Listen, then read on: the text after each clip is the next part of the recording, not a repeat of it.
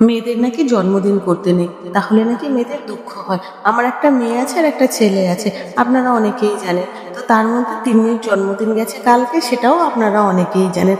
আমি আমার সাধ্য মতো মেয়ে আর ছেলের একটু একটু করে জন্মদিন করি, মানে ওই সামনে একটু খাবার তুলে দিই, আর যদি ছোট্ট সন্ধ্যাবেলায় একটু কেক কেটে বাচ্চাদের নিয়ে একটুখানি ছোট্ট অনুষ্ঠান করি। তো আমি সকাল সকাল স্নান করে রেডি হয়ে গেছি, ওর জন্য রান্না করব, কেননা জন্মদিনের রান্না নাকি স্নান না করে করা যায় না। তো সেই হিসাবে আমি স্নান টান করে রান্নাঘরে চলে গেছি, ওর জন্য রান্না করব। আসলে কি বলুন তো, আমরা যখন ছোট ছিলাম তখন আমাদের কোনোদিনও জন্মদিন হয়নি। জন্মদিন জিনিসটা কি সেটাই জানি না। তো বাবার বাড়িতে যখন জন্মদিন হয়নি, তো শ্বশুর বাড়িতে জন্মদিন হওয়া সেটা তো ভুলেই গেলাম। তো সেই হিসাব করে আমি একটু পায়েসটা করব, আর 5 রকমের ভাজা, আর ও যা যা পছন্দ করে সেই জিনিসগুলো একটু একটু করব।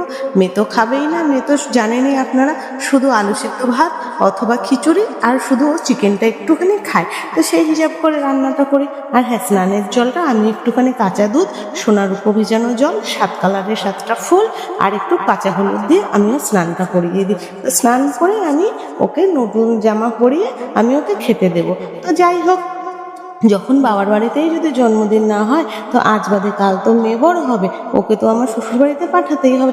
তখন কি হবে কি না কে বলতে পারে বলুন। তো নিজেদের মনের স্বাদটা নিজেরাই মিটিয়ে রাখি।